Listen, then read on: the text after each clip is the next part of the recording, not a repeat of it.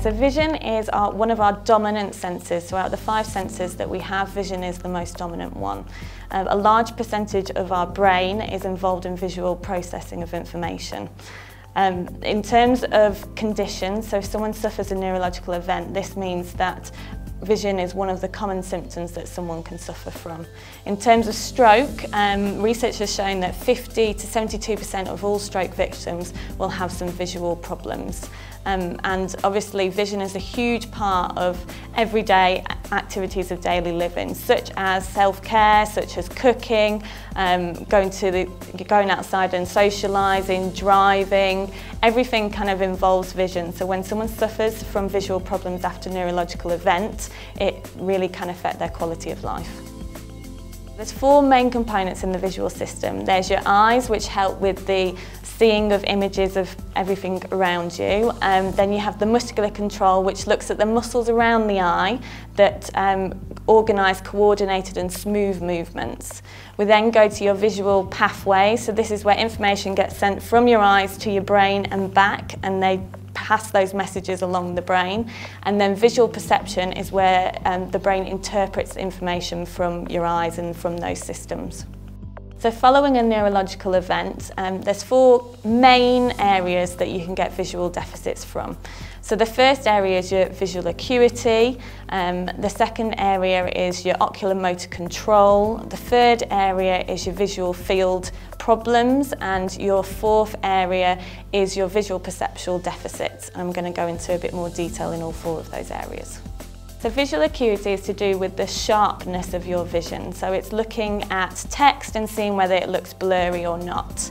It's something that in everyday life all of us tend to go to opticians and we get our eyes tested, and it's very similar to that after a neurological event. What can happen sometimes in a neurological event is one eye can get changes, so you get some effects on the acuity in one eye over the other. And this is something that people report by saying that they have blurred vision, they can't read as well as they used to. It's really important to note though that people may have had acuity issues before they've had a neurological event, so it's really important to remember that if they did wear glasses beforehand, that we encourage them to wear glasses in whatever task they're doing now.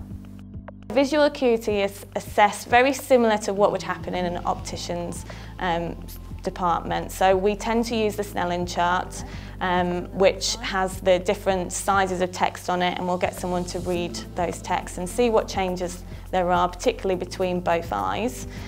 We also just look at kind of their reading and their kind of subjective report about whether there has been any changes to their vision.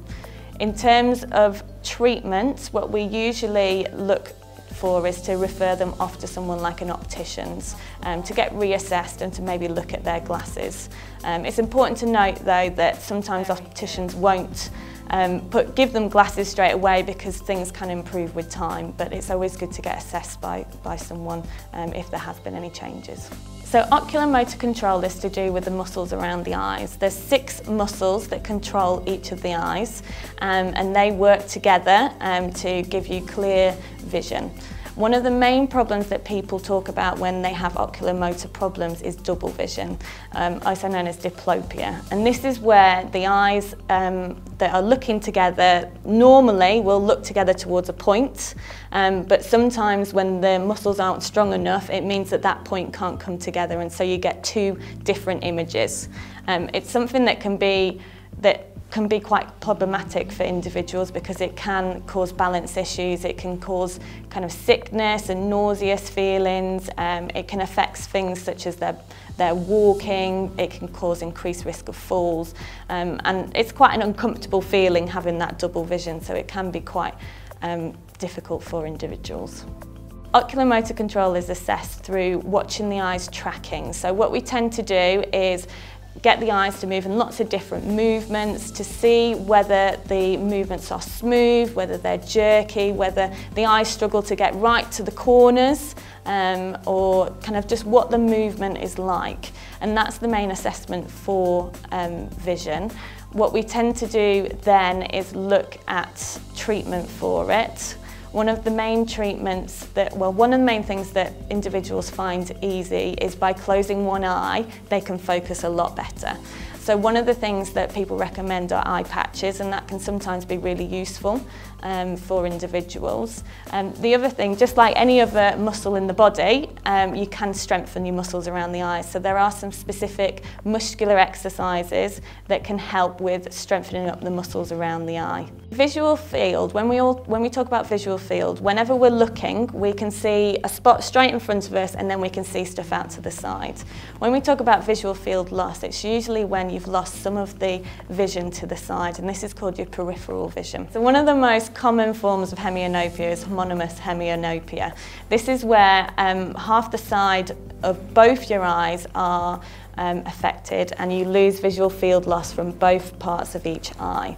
Lots of people feel that this is due to just one eye not working correctly, but actually it's due to both eyes because the pathways do cross.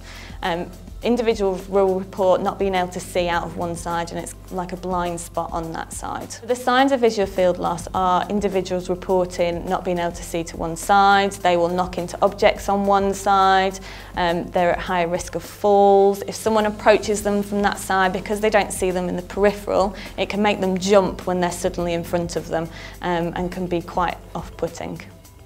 Visual field loss assessments are usually carried out with confrontation tests or visual field tests.